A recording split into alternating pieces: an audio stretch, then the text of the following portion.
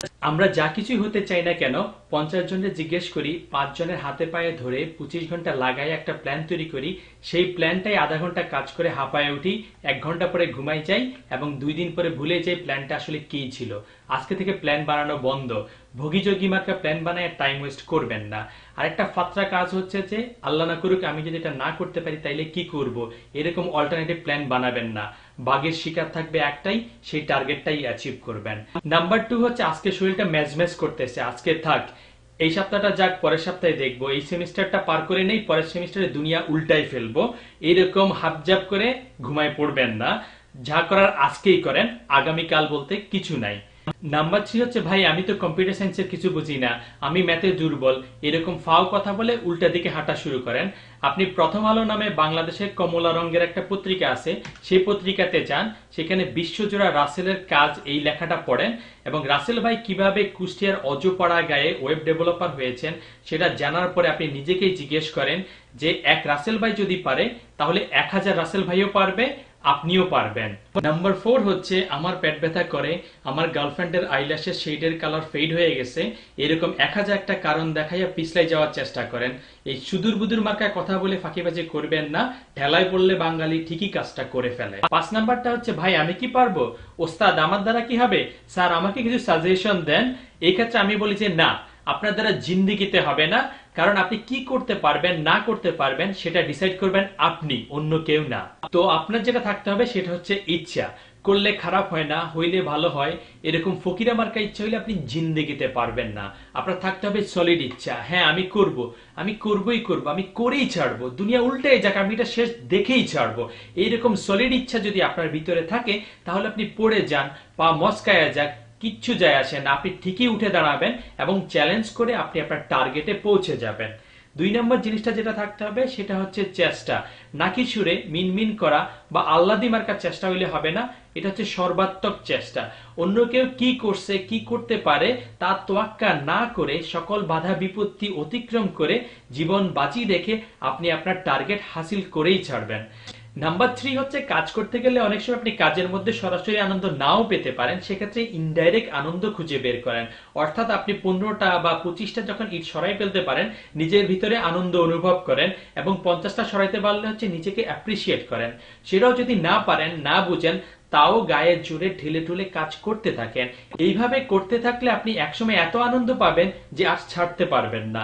এটা অনেকটা বোরহানি খাওয়ার মতো, আপনি প্রথম যেদিন বোরহানি খেতে যান আপনার ভালো লাগে না, কিন্তু এরকম 15-20 বার বোরহানি খাইতে খাইতে একসময় দেখা যায় যে আপনি পুরো জগটাই খেয়ে ফেলতে পারেন। নাম্বার 4 হচ্ছে আপনি যতটুকু জানেন সেটা অন্যদের সাথে শেয়ার করা, ডিসকাস করা। অন্যদের সাথে ডিসকাস করার সময় আপনি নতুন নতুন আইডিয়া পাবেন, এতে আপনার নিজের ডেভেলপ হবেন এবং অন্যদের কোনো ফিডব্যাক ইনকর্পোরেট করতে গেলে আপনি আরো অনেক কিছু শিখতে পারবেন।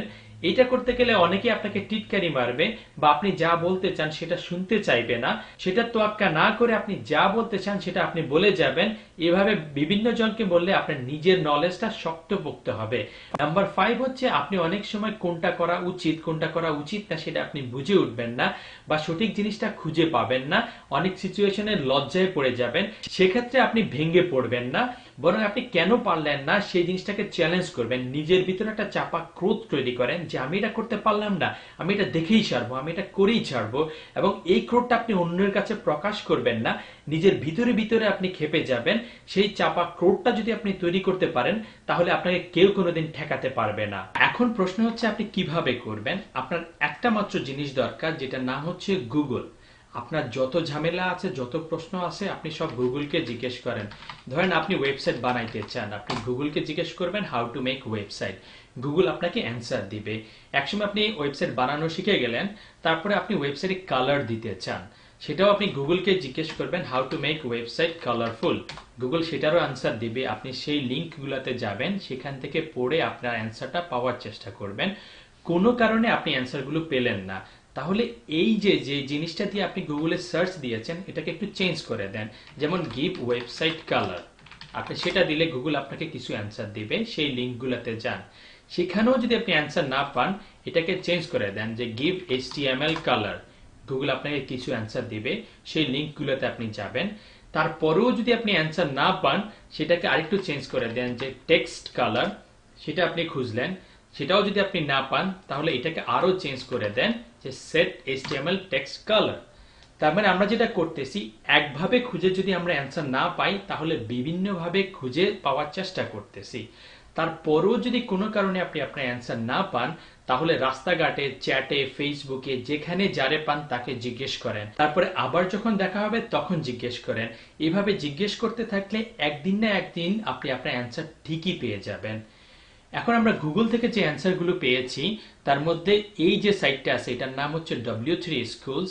এই সাইটটা খুবই গুরুত্বপূর্ণ এবং এখানে নতুনদের জন্য প্রোগ্রামিং জিনিসগুলো খুব সুন্দরভাবে বলা আছে। এই যে সাইটগুলো আপনার ভালো লাগবে সেগুলো আপনি বুকমার্ক দিয়ে রাখবেন। এই যে সাইনটা আছে এটাতে ক্লিক করলে আপনার বুকমার্ক উইন্ডোটা ওপেন হবে, তারপর আপনি ডান ক্লিক করলে আপনার বুকমার্ক হয়ে যাবে। তারপর আপনার বুকমার্ক ওয়ালা সাইটগুলোতে আপনি যাবেন বিভিন্ন সময় এবং যা যা দরকার আপনি সেগুলো শিখে নেবেন। বাংলায় টিউটোরিয়াল শেখার কতগুলো সাইট হচ্ছে, যেমন RR ফাউন্ডেশন, আরেকটা সাইট হচ্ছে BD Gigs, সেখানে আপনি যেতে পারেন। সেখানে বাংলায় অনেক টিউটোরিয়াল দেয়া আছে এবং সর্বশেষটা আমি বলছি tutorialbd.com। সেই সাইটগুলো আপনার অনেকগুলো জিনিস সুন্দর এবং সাবলীলভাবে বলা আছে। তারপরে আপনার প্রশ্ন জাগতে পারে যে এই অ্যান্সারগুলো আমি পাইলাম কিন্তু সেগুলো আসলে আমি কিভাবে কাজে লাগাবো। ধরেন আপনি HTML সম্পর্কে শিখতে চান, এখানে যেই জিনিসগুলো লেখা আছে আপনি দেখে দেখে টাইপ করবেন। খবরদার ভুলেও কপি পেস্ট করবেন না, তাহলে কিন্তু আপনি শেষ। এই জিনিসটা দেখে দেখে টাইপ করার পর যখন কাজ হয়ে যাবে তখন এর সাথে অন্য একটা জিনিস, ধরেন আপনি এই টেবলসটা অ্যাড করার চেষ্টা করেন। টেবলসটা যখন হয়ে যাবে তার সাথে লিস্ট আইটেমটা অ্যাড করার চেষ্টা করেন। এইভাবে আপনি করতে থাকেন। কিভাবে কাজ করে সেটা বোঝার দরকার নাই, করতে করতে একসময় আপনি নিজের অজান্তেই শিখে ফেলবেন। আপনি যদি আমার মতো হাবলাকান্ত হন, আপনি জিজ্ঞেস করবেন ভাই নিজের অজান্তে কিভাবে শিখবো। এটার অ্যান্সারটা হচ্ছে, ধরেন আপনি ঢাকা থেকে বরিশাল যেতে চান কিন্তু যাওয়ার উপায়টা জানেন না। আপনি বিভিন্ন মানুষজনকে জিজ্ঞেস করেন, মানচিত্রে খুঁজে বের করার চেষ্টা করেন, তারপরও পুরো রাস্তাটা আসলে আপনার কাছে কেমন জানি ইজিনেস ফিল হয় না। কিন্তু আপনি যদি 4-5 বার যাওয়া আসা করেন তাহলে অলিগলি চিপা চাপা সব আপনার হাতের মুঠোয় চলে আসবে। এইভাবে ওয়েবসাইট তৈরি করার উপায়টা যদি আপনি বারবার করতে থাকেন তাহলে নিজের অজান্তেই সব জিনিস আপনার হাতের মুঠোয় চলে আসবে। আপনি বুঝে ফেলবেন যে কিভাবে কি হচ্ছে। এইটা যদি আপনি না করেন তাহলে আপনি কোনোদিন আলাদিনের চেরাগ পাবেন না, কেউ আপনাকে গিলাই খাওয়াই দিবে না, আপনি যা হইতে চান সেটা আপনি হইতে পারবেন না। আপনার দুইজন শত্রু আছে। এক নম্বর হচ্ছে আপনার ইমিডিয়েট সাকসেস। আপনি 2-1 পাতার ওয়েবসাইট বানাইয়া খুশি এবং এমন একটা ভাব যে আপনি আসমানে উঠে গেছেন, মাটিতে আপনার পা নামে না। 2 নম্বর হচ্ছে আপনি দাম্ভিকতা দেখাবেন না, যতটুকু জানেন ওটা নিয়ে ভাব পিটাবেন না, অন্যকে তিরস্কার করবেন না, বরং অন্যের কাছ থেকে শেখার চেষ্টা করবেন। এবং সে যদি কোনো জায়গায় আটকে যায় অথবা তার যদি কোনো কোশ্চেন থাকে, আপনি যদি অ্যান্সার না জানেন সেটা গুগলে সার্চ দিয়ে অ্যান্সার দেওয়ার চেষ্টা করবেন। আপনি ওর জিনিসটা যখন সার্চ দিতে গেলেন তখন আপনি অন্য জিনিসও শিখে গেলেন। এভাবে আমরা যদি পারস্পরিকভাবে শিখতে থাকি তাহলে ইট নাড়ানোর মতো কঠিন কাজও অনেক সহজ এবং আনন্দদায়ক হয়ে দাঁড়ায়। এরপরও কিছু পণ্ডিত ব্যক্তিত্ব আছে যারা বলে ভাই আপনি বলছেন জিনিসটা সোজা, আমি বিশ্বাস করি না জিনিসটা সোজা। ধরেন আপনার ছোট বোনকে আপনি সকালবেলা বলে দিচ্ছেন যে 2-2 যোগ করলে 4 হয়, তারপরেও বিকেলবেলা কেন সে 2-2 5 করে ফেলে সেটা আপনার মাথায় আসে না। একইভাবে আপনি যখন 4-5টা ওয়েবসাইট তৈরি করে ফেলবেন, জিনিসটার আনন্দ পেয়ে যাবেন, তখন আপনি নিজেও বুঝে ফেলবেন যে ওয়েবসাইট তৈরি করা জাস্ট ছেলের হাতের মোয়া। পরিশেষে বলতে চাই, যদি লক্ষ্য থাকে অটুট, বিশ্বাস হৃদয়ে, হবেই দেখা বন্ধু, দেখা হবে বিজয়ে।